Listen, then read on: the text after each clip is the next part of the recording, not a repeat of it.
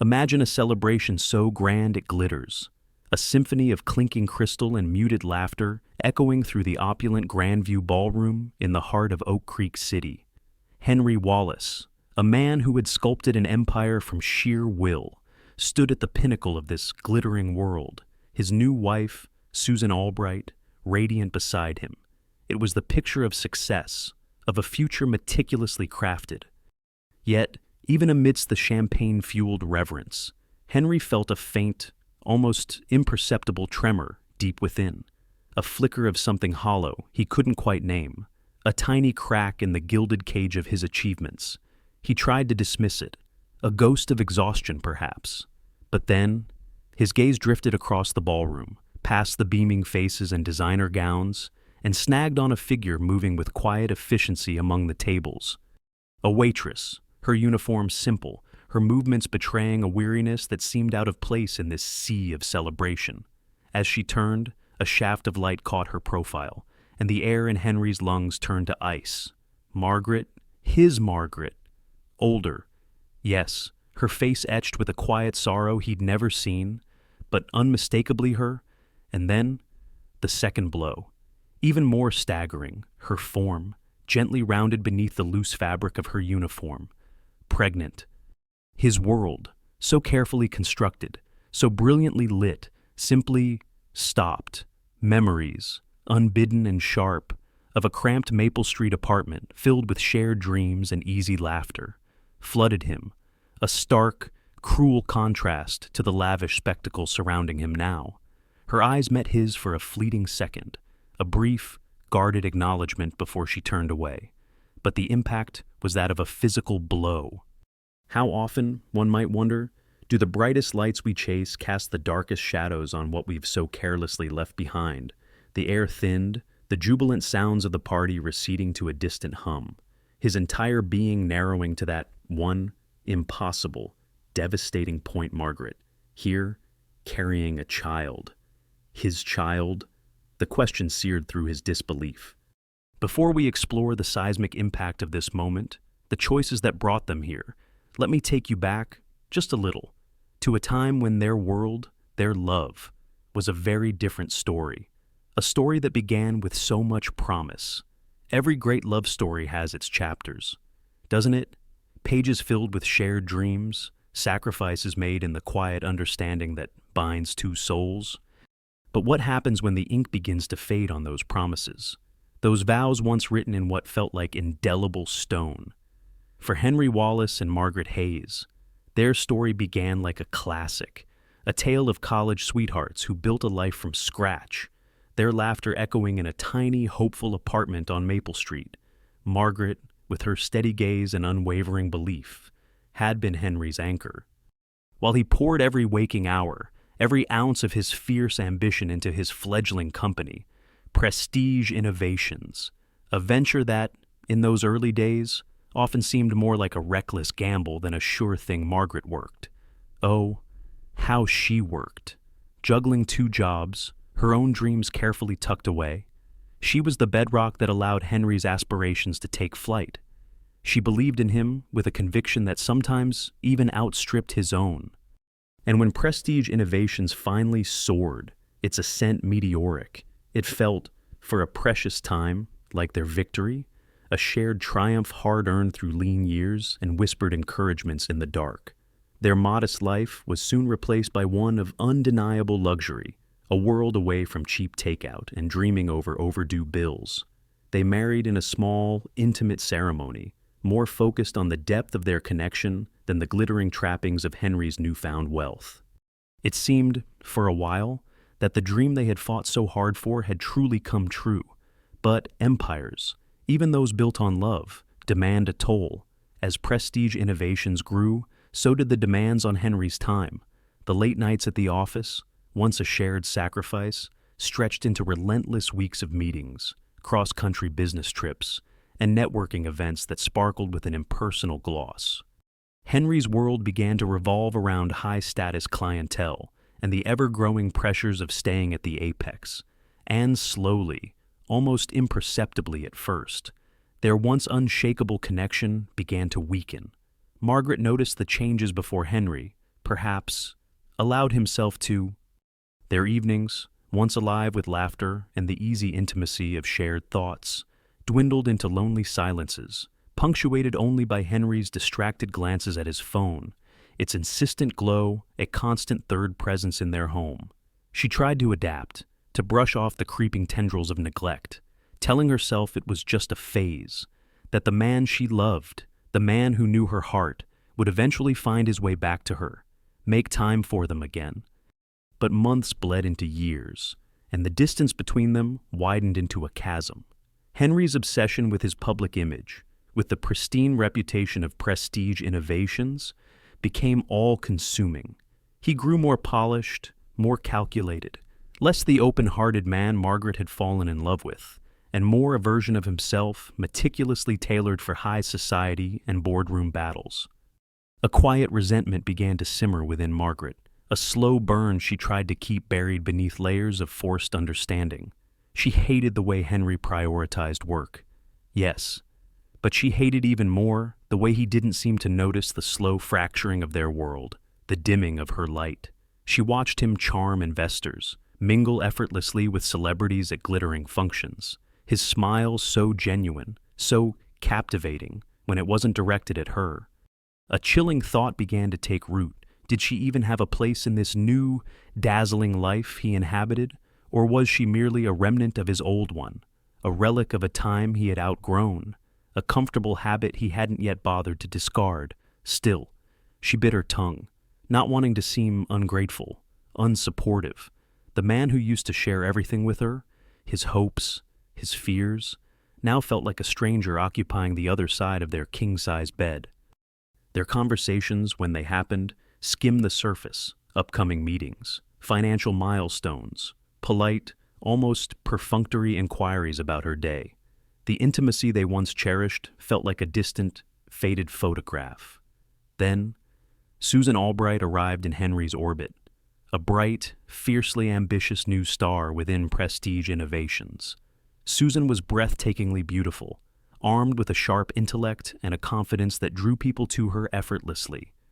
Initially just another talented employee, her quick wit and keen business acumen soon made her stand out. Henry, impressed, began assigning her to more significant projects.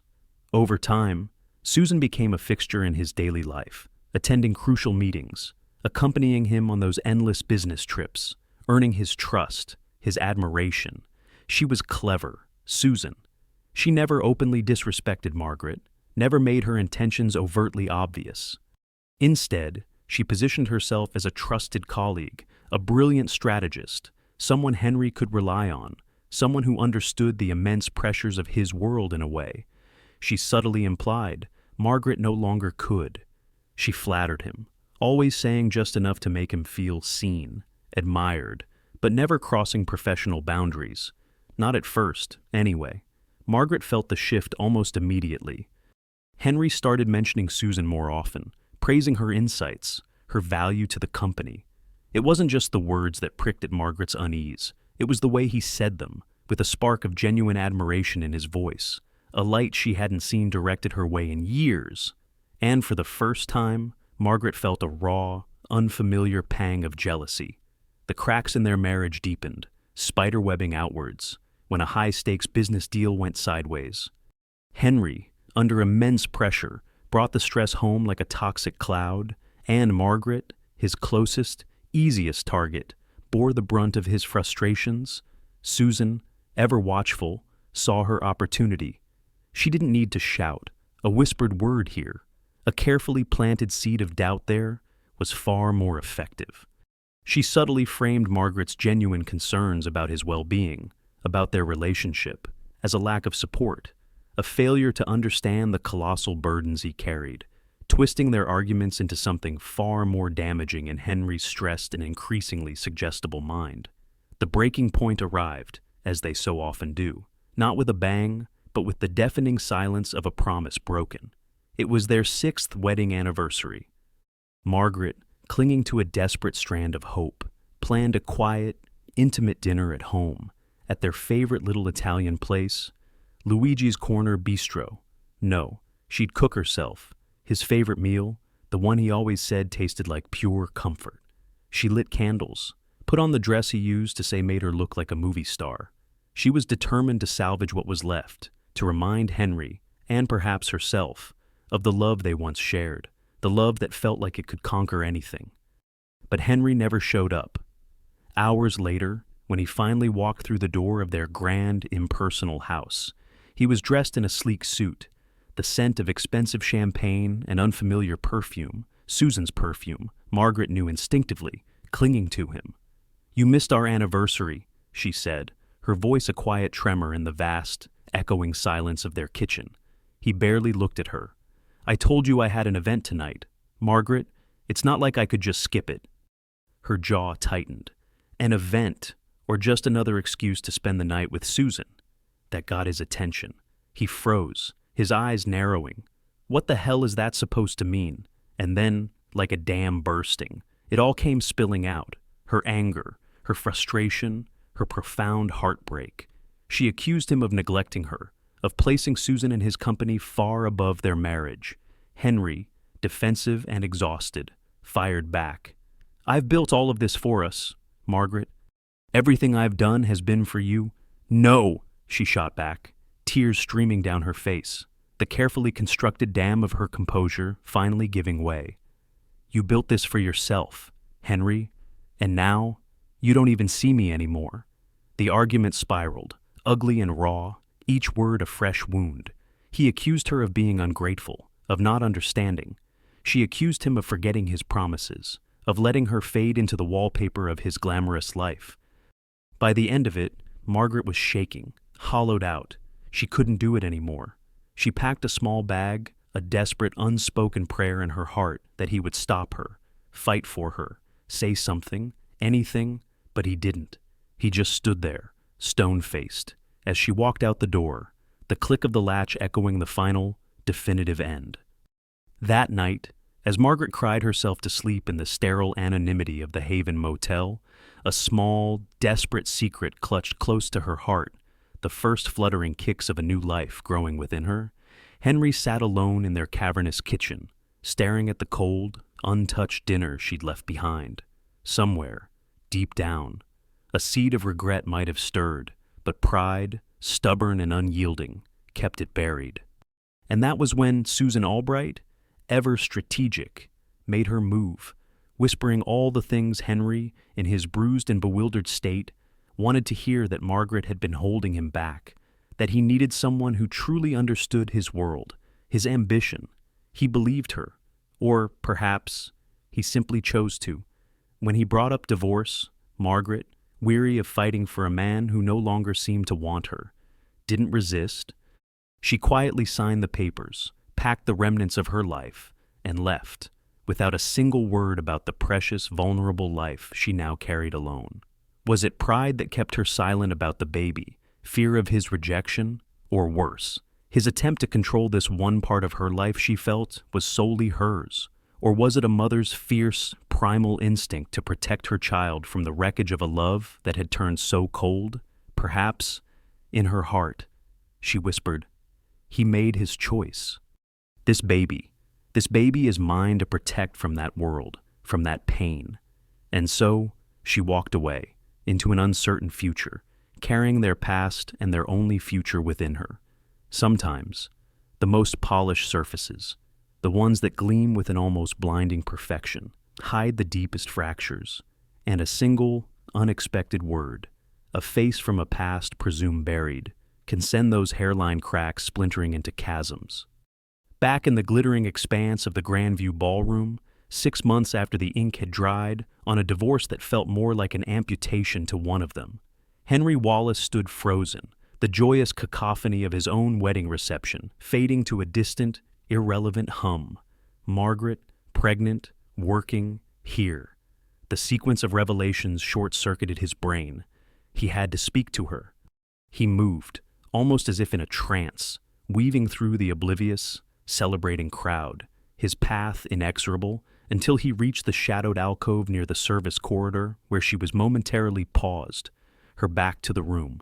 "Margaret," his voice was rough, a stranger to his own ears. She stiffened, then turned slowly, her face a carefully composed mask that couldn't quite hide the flicker of surprise. Or was it dread? In her eyes, those eyes that once held only adoration for him. "Henry," she acknowledged, her tone flat, devoid of emotion. What are you doing here?" he managed, the question sounding utterly inadequate, almost absurd given the circumstances. Her gaze didn't waver. "I'm working." "Henry," she replied, a hint of steel in her voice. "What does it look like?" Her eyes flicked down to her own form, then back to his, a silent, pointed statement. His gaze followed, drawn inexorably to the gentle swell of her abdomen beneath the plain uniform. The air crackled with unspoken words, with years of history, with the monumental weight of what was so clearly before him. He felt a chaotic swirl of emotions, guilt, sharp and piercing, anger, at whom he wasn't sure, perhaps himself, and a profound, aching confusion that threatened to buckle his knees. Before he could utter another word, a presence, sleek and commanding, materialized at his elbow. Susan, his bride. Her smile was a masterpiece of social grace, but her eyes, sharp and analytical, flicked from Henry's stricken face to Margaret, lingering for a moment on the other woman's undeniable condition. "Darling," Susan purred, her hand possessively on his arm, her grip surprisingly strong, like polished steel beneath velvet. "Is everything all right? Who's your friend?" Henry hesitated, his mind still reeling. "She's, an old acquaintance, Susan, from years ago." His voice was unconvincing even to his own ears. Susan's perfectly sculpted eyebrow rose a fraction. "Really?" Because it looked rather intense for an old acquaintance.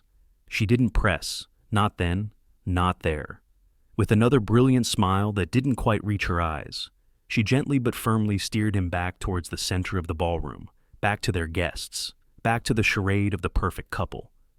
"We have people waiting. Henry," she murmured, her tone light, but with an undercurrent that brooked no argument.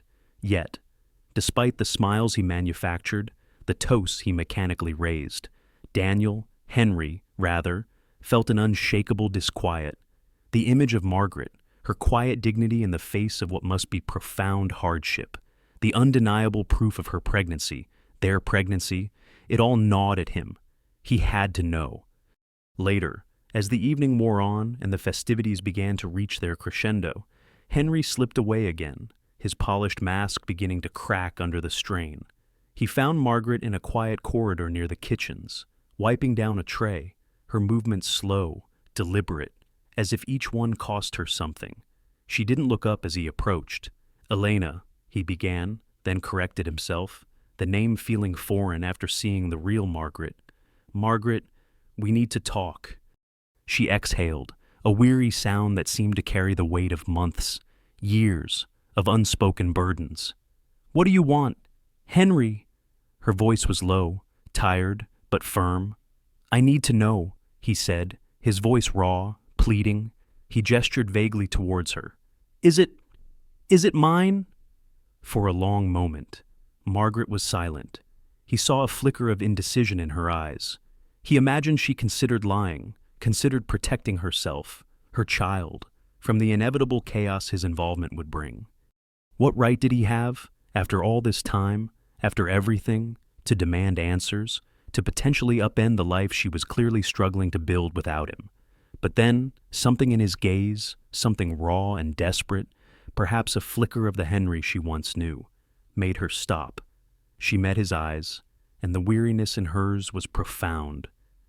"Yes, Henry," she said, her voice barely a whisper, yet each word landed like a physical blow. "It's yours." The confirmation, though suspected, ripped through him. He stepped back, running a hand through his perfectly styled hair, his carefully constructed composure unraveling. Why didn't you tell me?" The question was a mix of anger, hurt, and a dawning, horrifying understanding of his own monumental blindness.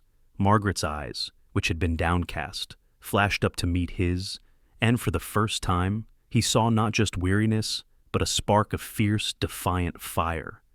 "Tell you," she repeated, her voice gaining strength, sharp with an indignation she had clearly suppressed for far too long. Why would I tell you? Henry, you were so busy building your empire, so enthralled with her. A subtle, almost imperceptible nod towards the distant sounds of the reception. That you didn't even look back. You signed those papers without a second thought. I wasn't about to beg for your attention. Not then, not now. This baby deserved better than to be an afterthought in your perfect life. Her words cut deep, each one a perfectly aimed dart hitting the bullseye of his conscience. He flinched, struggling for a response, for any defense. But what could he say? She was right. Before he could formulate a reply, the sharp, rhythmic click of expensive heels on the polished floor announced another arrival. Susan. Her expression was a mask of cool composure, but her eyes, missing nothing, betrayed a gathering storm of fury. What, precisely, is going on here? Henry, she asked, her voice dangerously soft, each syllable clipped and precise. Margaret straightened, her own expression turning to one of icy indifference. Nothing that concerns you, she said simply, brushing past them both, disappearing down the service corridor, leaving Henry alone to face his new wife, the weight of his past, and the undeniable, life-altering truth of his future. Susan turned to him, her lips pressed into a thin, unforgiving line. We need to talk. Henry, now. He followed reluctantly, his mind no longer on the glittering party, no longer on the powerful guests or the empire he commanded. His thoughts were consumed by Margaret, by the child, his child, and the crushing weight of choices made, and choices now starkly, terrifyingly, laid bare. When the past walks back into the present, dressed in such undeniable truth, whose carefully built world, one has to ask, is truly about to shatter, Section 4, in the search for answers, for some semblance of understanding in a world tilted on its axis, sometimes the path leads not forward into an unknown future, but deep into the shadowed corridors of deceit we once unknowingly called home. The rest of Henry Wallace's wedding reception passed in a blur. The laughter, the music, the endless stream of well-wishers, it all felt like a distant, muted performance he was observing from behind a thick wall of glass. His mind was a maelstrom, consumed by two searing images. Margaret, her quiet dignity a stark reproach to his own life choices, and the undeniable swell of her pregnancy. His child. The words echoed, resonated, with a force that threatened to shatter his carefully constructed reality. Susan's sharp questions, her thinly veiled accusations later that night in the sterile opulence of their penthouse suite, barely registered. He offered vague deflections, his mind already miles away, grappling with a truth so profound it dwarfed everything else. He knew, with a certainty that settled deep in his bones, he couldn't just let this go. He had to find Margaret. It took some effort, some discreet inquiries through contacts at the Grandview Ballroom, leveraging the kind of influence he usually reserved for business deals. But eventually, he found her address a modest, unassuming building in a neighborhood called Willow Creek Apartments, a world away from the rarefied air he now breathed. When he arrived, late one evening, a few days later, clutching a bag of groceries like some sort of awkward offering, he hesitated outside her door. What right did he have to be here, to intrude on the life she was clearly trying to build without him? But the image of her, tired and pregnant, working to serve guests at his wedding, pushed him forward. He knocked. When Margaret opened the door, her expression, already etched with weariness, hardened instantly into a mask of unwelcome surprise. She looked at him as if he were the last person on earth she wanted to see. "What are you doing here, Henry?" she asked, her voice flat, barring the doorway with her presence. He held up the grocery bags, feeling foolish. I brought you something, groceries." Her eyes flicked to the bags, then back to his face, unimpressed. "I don't need your help, Henry." "I know you don't need it," he said, his voice softer than he intended. "But I want to help. Please, Margaret." She stared at him for a long, assessing moment, her jaw tight, before finally, with a sigh that seemed to carry the weight of the world, she stepped aside. The apartment was small, but meticulously tidy, signs of a life in progress, a life being prepared for, were everywhere a stack of neatly folded baby clothes on the worn couch, a half-assembled crib in the corner, an ultrasound picture pinned to the small refrigerator. Henry's chest tightened. She was doing all of this, alone.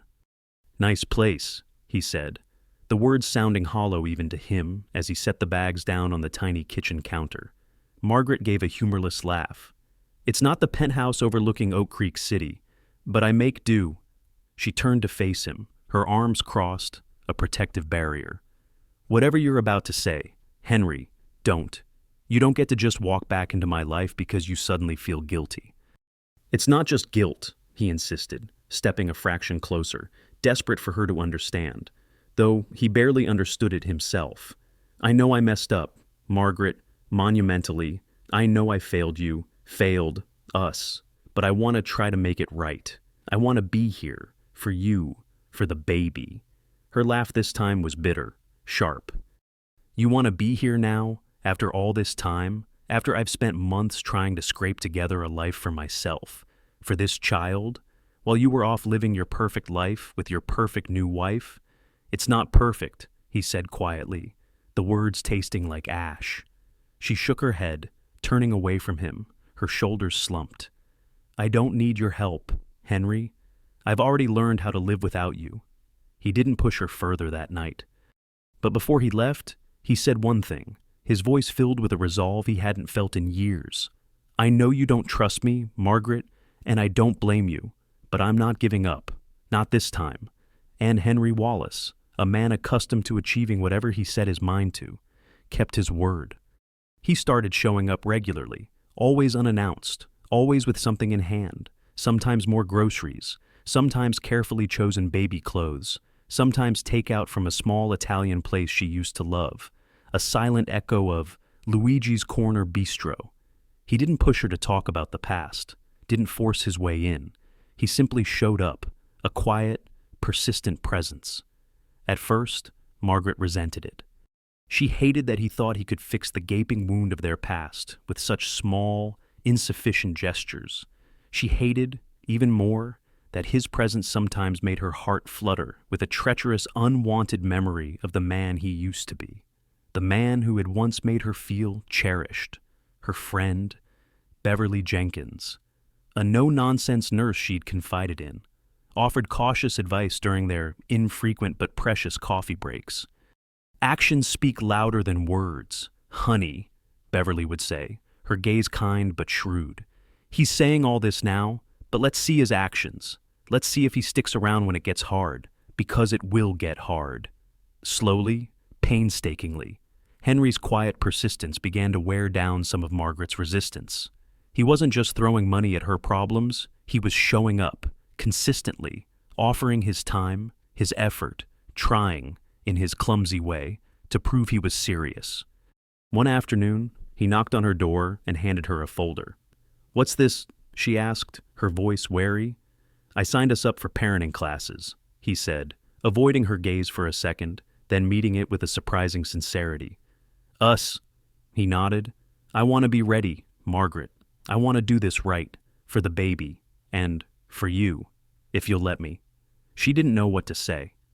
For the first time in what felt like an eternity, she saw a glimpse of the old Henry, the one who brought her sunflowers just because, the one whose easy laugh could make her forget any trouble. The real turning point, though, came during a doctor's appointment. After weeks of him asking, Margaret had reluctantly agreed to let him come along. When the ultrasound technician turned on the monitor, and the rhythmic, steady sound of the baby's heartbeat filled the small, sterile room, Henry's breath caught in his throat. He stared at the flickering screen, his eyes wide with a profound, almost childlike wonder. That's the baby," he whispered, his voice thick with unshed tears. Margaret glanced at him, at this powerful millionaire captain of industry, now utterly undone by a grainy black and white image, and saw something she hadn't expected: raw, unguarded vulnerability. Tears welled in his eyes, tracing paths down his cheeks. "That's our baby," she corrected softly, a strange mix of emotions swirling within her, sorrow for what they'd lost, a flicker of fear for what this might mean, and a tiny, tentative sprout of something else, something she couldn't yet name. He reached out instinctively, his hand brushing hers, a spark of the old connection. She pulled her hand away, not unkindly, but firmly. "This doesn't mean I've forgiven you, Henry," she said, her voice quiet but resolute. He nodded, wiping his eyes, his composure regained but his gaze still fixed on the screen. "I know," he said. "I'm not asking for forgiveness. Not yet. I just want to be here." But even as Henry was taking these tentative steps towards Margaret and their unborn child, a different kind of disquiet was growing within him. Doubts about Susan, about the swift and brutal implosion of his marriage to Margaret, began to surface. Certain phrases Susan had used, certain ways she had framed Margaret's unhappiness or their arguments, now echoed in his mind with a discordant note. Had Margaret really been that unhappy, that unsupportive, or had he been expertly guided to believe so?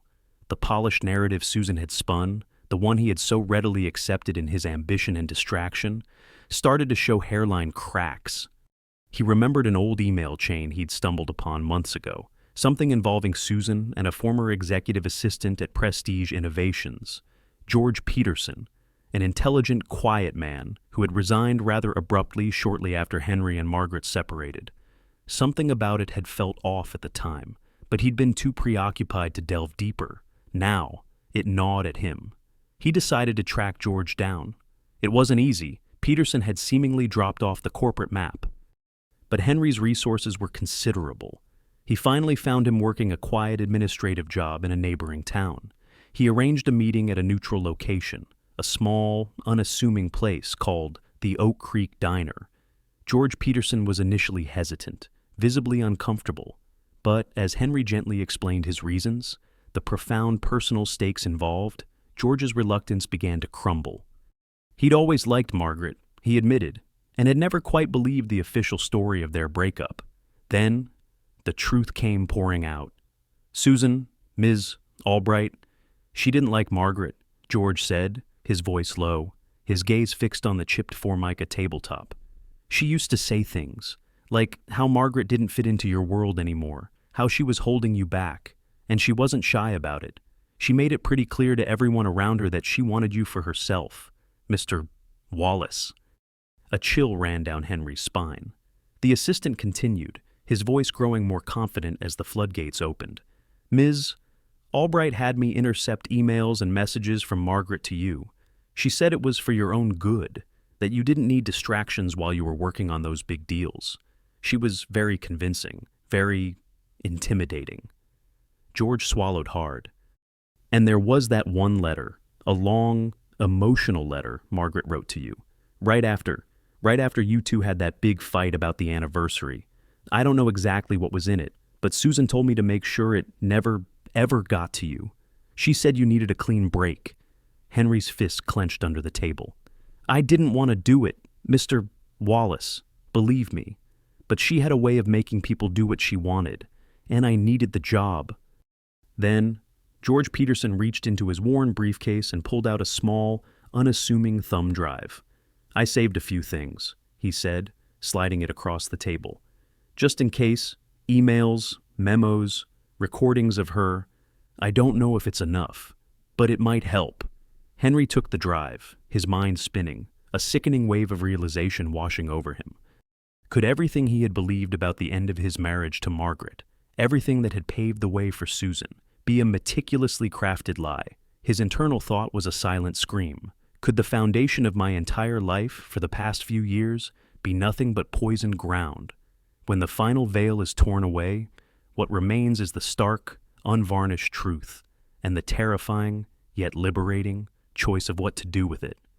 Back in the opulent penthouse that evening, the one that had always felt more like a beautifully designed stage set than a home, Henry Wallace waited for Susan.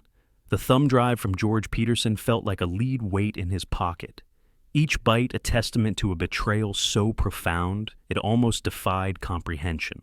When Susan swept in, radiant from a charity gala, her laughter died on her lips as she saw Henry's grim expression. "What's wrong, darling?" she asked, her voice still light, though a flicker of unease crossed her features. "We need to talk, Susan," he said, his voice cold, devoid of any warmth he might have once feigned or felt. He didn't waste time. He plugged the drive into his laptop, the large screen on the wall flickering to life. Her own voice, confident and cruel, filled the vast room, recordings of her conversations with George Peterson, bragging about how easily she had manipulated Henry, how she'd systematically dismantled his connection with Margaret. Then came the emails, the memos, a meticulous chronicle of her deceit. Susan's face went from pale to ashen. "Where did you get that?" she demanded, her voice a harsh whisper. "It doesn't matter where I got it," Henry said, his tone icy. "What matters is that I know the truth. You lied to me, Susan. You manipulated me. You destroyed my marriage to Margaret. You sabotaged everything." She scoffed then, a desperate, brittle sound. "Oh, please, Henry, I didn't destroy anything. You and Margaret were already falling apart. I just gave you a little push." "A little push." His voice rose, incredulous. "You intercepted her letters, a letter she poured her heart out in. You fed me lies about her, twisted her words, made me believe she was someone she wasn't. You poisoned everything we had." Susan's mask of composure finally shattered, her eyes narrowing, her voice dripping with a venom that stunned him. "You're welcome, by the way," she spat. "Margaret Hayes was a nobody. Henry. She didn't understand you, didn't belong in your world. I made you who you are today. If it weren't for me, you'd still be stuck with her, wasting your potential in that quaint little life." Henry stared at her, a wave of profound disgust washing over him. "You didn't make me, Susan," he said, his voice quiet but heavy with finality. "You nearly ruined me." He turned and walked out of the room, leaving her standing there amidst the ruins of her own machinations, the echo of her own deceptions, her only company. The fallout was swift and absolute. Armed with George Peterson's irrefutable evidence, Henry presented the case to the board of directors at Prestige Innovations. They were appalled. Susan Albright was unceremoniously removed from her position, stripped of her shares, her carefully constructed career crumbling to dust. During their divorce proceedings, a remarkably quick affair this time, her attempts to claim half of Henry's considerable wealth were decisively countered by the evidence of her fraud and manipulation. The judge's ruling was overwhelmingly in Henry's favor, leaving Susan with a mere fraction of what she had demanded, her public reputation shattered as snippets of the sordid tale inevitably leaked to the press, painting her as the conniving social climber who had callously destroyed Henry's first marriage for her own gain. Her glamorous life, once the envy of many, disintegrated into a humiliating echo. Her final scene in this chapter of their lives was one of quiet desperation, alone in a cold, empty apartment, scrolling through news articles that irrevocably tarnished her name, reaching for a phone that no longer rang with invitations or admirers. No one answered. With Susan gone, a cancerous presence excised from his life, Henry turned his entire focus, his entire being, back to Margaret and their baby. He stepped back significantly from the day-to-day operations of Prestige Innovations, delegating responsibilities he once would have clung to with iron determination. He realized, with a clarity that was both painful and liberating, that he'd been chasing a hollow version of success. The real work, the work that truly mattered, lay in rebuilding the parts of his life he'd so profoundly neglected for so long. One quiet evening, weeks after the baby, a beautiful, healthy little girl they named Hope was born. Henry arrived at Margaret's small apartment in Willow Creek. He'd been a constant supportive presence through the birth and the exhausting days that followed, never pushing, always asking how he could help, learning the rhythms of a newborn, the language of a father. Margaret opened the door, holding Hope nestled in her arms. Her face was tired, yes, but it was also radiant, her hair pulled back in a messy bun, a soft light in her eyes he hadn't seen in years. She looked beautiful. Henry stood there for a moment, speechless, his heart overflowing. "What are you doing here, Henry?" she asked, her tone softer than he'd heard it in what felt like a lifetime, a gentle question rather than an accusation. I wanted to see both of you," he said, his voice breaking slightly. She stepped aside, and he walked in, sitting carefully on the couch. Margaret gently placed their daughter into his arms. As Henry looked down at this tiny, perfect life, at the little fingers curled around his own. Tears welled in his eyes and streamed down his face. Tears not of regret this time, but of profound, overwhelming love and a fierce, protective determination. This was his child, his responsibility, his second chance. Elena, Margaret, leaned against the doorway, her expression guarded, yes, but not unkind. There was a weariness there, but also a nascent strength, a cautious openness. "You have a lot to prove, Henry," she said softly, her gaze on him, on their daughter. "A whole lifetime's worth, maybe." He met her eyes, his own filled with a sincere, humble promise. "I know," he whispered, "and I will. Every single day." Margaret held his gaze for a long moment. Then a small, almost imperceptible smile touched her lips. "But for her sake," she said, nodding towards Hope. "For her sake, I'll give you the chance to try." The three of them were far from a perfect family, the scars of the past still tender. But in that small apartment, with the quiet sounds of a baby breathing softly, there was a glimmer of something undeniable, a promise of redemption, the fragile, precious possibility of a better future, built not on the ashes of what was lost, but on the enduring strength of love, forgiveness, and the unwavering hope for a new dawn. Can a bond once so broken ever truly mend? Or is the beauty sometimes found in creating something new and stronger in its place, from the very pieces of what was shattered? Stories like Henry and Margaret's, and Little Hope's, remind us that life rarely follows a straight or predictable path. Missteps are made, hearts are broken, but the capacity for change, for growth, for seeking and granting forgiveness is one of humanity's most profound gifts. What lessons do you find in their journey of pain and tentative mending? What does it take to truly earn a second chance? Share your thoughts, your reflections, in the comments below. And if stories of human resilience, of the enduring power of love and the hard-fought battles for redemption speak to your heart, perhaps you'll consider joining our community by subscribing so we can explore more such journeys together, learning and growing along the way.